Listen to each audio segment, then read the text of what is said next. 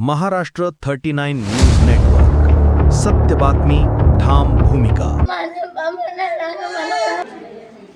माझ्या आई आणि वडील आम्हाला शाळेत भेटायला येत होते. आपल्या मुलींना भेटण्यासाठी प्रेमाने खाऊ घेऊन निघालेल्या पित्याचा भरधाव अज्ञात वाहनाने जीव घेतल्याची हृदयद्रावक घटना सुरत धुळे राष्ट्रीय महामार्गावर रविवारी सकाळी 10:30च्या सुमारास घडली. या भीषण अपघातात बंधारपाडा येथील मनेश शिवाजी गावित वय 37 यांचा जागीच मृत्यू झाला असून त्यांच्या पत्नी रेहनी मनेश गावित वय 35 किरकोळ जखमी झाल्या आहेत. या घटनेमुळे संपूर्ण परिसरात शोककळा पसरली आहे. याबाबत विसरवारी पोलीस ठाणे येथे अज्ञात वाहन चालकाविरुद्ध गुन्हा दाखल करण्यात आला आहे. पोलीस सूत्रांनी दिलेल्या माहितीनुसार मनेश गावित हे त्यांच्या स्प्लेंडर दुचाकीवरून रेहना मनेश गावित पत्नी समवेत विसरवाडीहून पानबारा येथे जात होते. सरपणी नदी पुलाजवळ बंधारपाडा रोडच्या फाट्यानजीक पाठीमागून भरधाव वेगात आलेल्या अज्ञात वाहनाने त्यांच्या दुचाकीला जोरदार धडक दिली.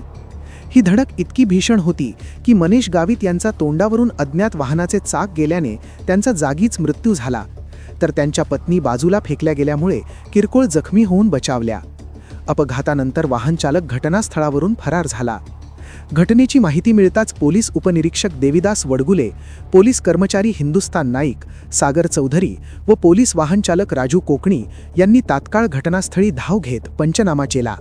त्यानंतर अपघातग्रस्त दाम्पत्यास महामार्गावरील 1033 रुग्णवाहिकेद्वारे विसरवाडी ग्रामीण रुग्णालयात दाखल करण्यात आले. मात्र वैद्यकीय अधिकाऱ्यांनी तपासणी अंती मनेश गावित यांना मृत घोषित केले. पुढे ग्रामीण रुग्णालयात शवविच्छेदन प्रक्रिया पूर्ण करून मृतदेह नातेवाईकांच्या ताब्यात देण्यात आला. दरम्यान घटनेची माहिती मिळताच बंधारपाडा व परिसरातील नातेवाईकांनी रुग्णालयात मोठी गर्दी केली. कुटुंबियांनी केलेला आक्रोश पाहून उपस्थितांचे डोळे पाणावले आणि संपूर्ण परिसर हळहळला. मनेश गावित हे कुटुंबातील कर्ते पुरुष होते. ते रिक्षा चालवून व शेती करून आपल्या कुटुंबाचा उदरनिर्वाह करत होते. त्यांच्या अकाली निधनाने कुटुंबाचा आधारवडच हरपला आहे.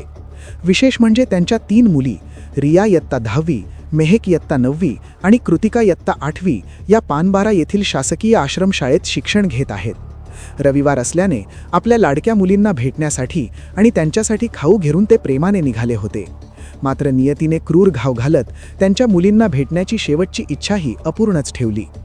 मयताच्या पश्चात वडील, पत्नी आणि 3 मुली असा परिवार असून घरातील एकमेव कमावता हात गेल्याने कुटुंबावर मोठे आर्थिक व मानसिक संकट कोसळले आहे. या प्रकरणी कृष्णा बावा गावित यांनी दिलेल्या फिर्यादीवरून भारतीय न्याय संहिता व मोटार वाहन कायद्यानुसार अज्ञात वाहन चालकाविरुद्ध गुन्हा दाखल करण्यात आला असून पुढील तपास सहाय्यक पोलीस उपनिरीक्षक रामचंद्र मोहने करीत आहेत.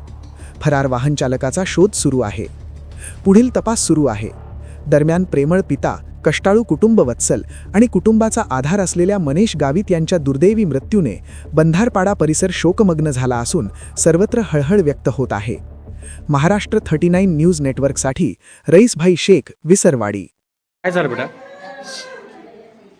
माझ्या आई आणि वडील आम्हाला शाळेत भेटायला येत होते. पण मला नाही माहित कुठे त्यांचं ऍक्सिडेंट झालं. माझ्या बाबांना ठीक आहे बेटा, ठीक आहे. दादा काय झालं? आज दिनांक 15 तारखेला मनेश शिवाजी गावित हे आपल्या मुलांना पानबारा येथे शाळेत भेटायला जात असताना रस्त्यात बंधारपाडा आणि जो नॅशनल हायवे आहे त्याच्या फाट्याजवळ ते शाळेत जात असताना त्यांना अज्ञात वाहनाने मागून धडक दिल्याने ते रस्त्यावर पडल्याने त्यांचं जे ट्रकचं टायर आहे ते मनेश शिवाजी गावित यांच्या डोक्यावरून गेल्याने त्यांचं अपघाती मृत्यू झाला. तरी पोलीस प्रशासनाने अज्ञात वाहनाचे शोध घ्यावे आणि प्रशासनाने योग्य ते मदत द्यावी.